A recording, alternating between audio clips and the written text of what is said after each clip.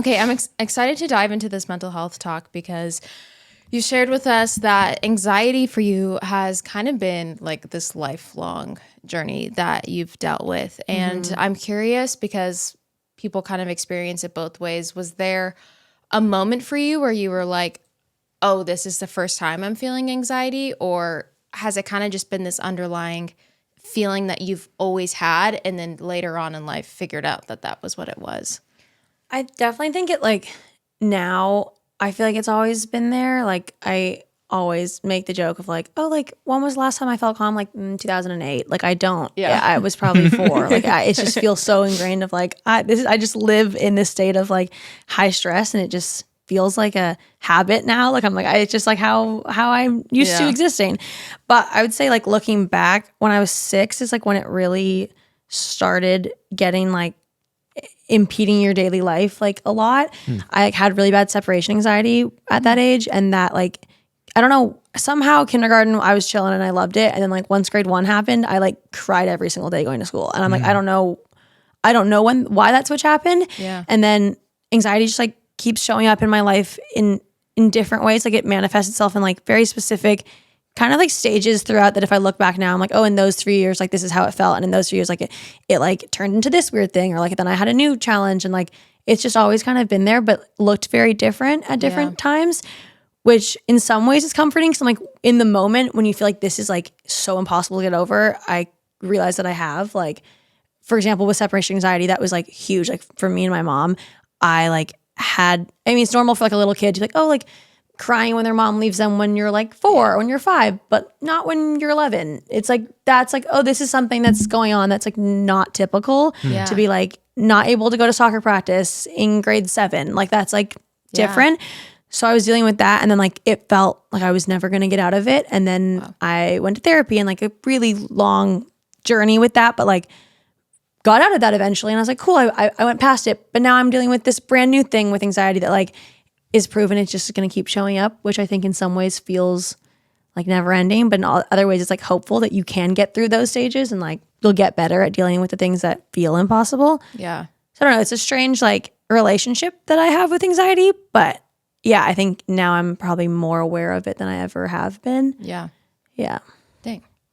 How did, so you said till like age 11, the separation anxiety, was it just therapy that kind of helped you through that?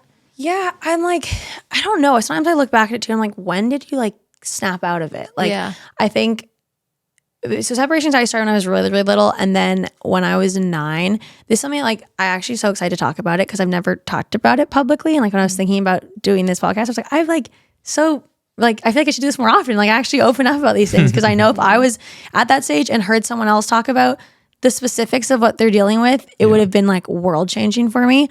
So when I was 9, really weirdly, I gained this like really intense, debilitating fear around throwing up, which is like really specific, and a really specific type of anxiety that like is really difficult to explain to people because it almost shows up as a phobia where it's like, and no one likes throwing up. It's like not a pleasant thing for anybody, but I'm like, it was like incredibly irrational and incredibly debilitating at its peak where like I wouldn't be able to do certain things. I would carry a throw up bag with me everywhere I go in case something happened. Not that it ever did, but like there was so much fear and so much like, it was just a really, really interesting time. And like looking back now, I feel like I can realize how like abnormal I guess it was versus when you're in it, you're like, everyone has fears and like, yeah, this is scary. And like, I get more stressed than this than typical. But like, no, like I had a phobia. I had like a clinical anxiety around this topic. So that happened at 9, and it was triggered by me throwing up on a bus in Paris really randomly. And that also really scared me to be like, whoa, things can like happen in your life that are like, you don't realize it at the time, but will like change the trajectory of your mental health and like really, really impact you up until your adult life is like so crazy. So I would say that anxiety honestly was probably more prominent than the separation anxiety, but there was the combination of the two, which was really rough.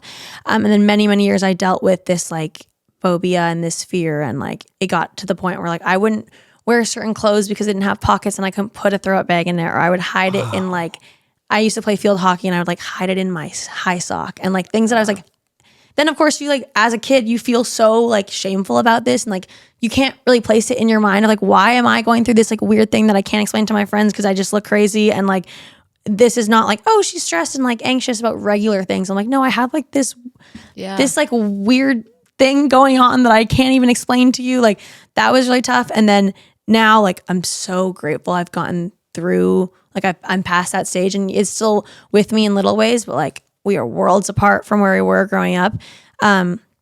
But that was like a really roundabout answer to, I don't even remember what your original question was, but that was like backstory. Curious, like did your parents know about that thing? Yes. They did know about it, and they were like, I'm so grateful for them for being like as supportive as they could be. But of course, like I think when you're dealing with mental health issues, it's going to affect the people that you love, and not always in the best ways, because it makes everybody's life difficult at moments when you're dealing with stuff. So it was really hard for our whole family, but they were as like supportive as they possibly could be. And then I started seeing a therapist, and I think it's so interesting to me now that looking back, I remember being so scared of the thought of seeing a therapist, and so like, don't you dare tell my friends' moms, don't tell my friends, like I have to lie and tell them I'm going to the dentist. Like I'm not, and I'm like, I was 9. Like, how did I know that was something to be ashamed of? Like I was like, I can't believe like, at that point in my life, I was already like so socialized to know this is something that you should feel bad about is so crazy to me. Yeah. And I was like, at 9 years old, I was like in tears being like, Mom, you like, don't bring me to a therapist. And I was like, how did that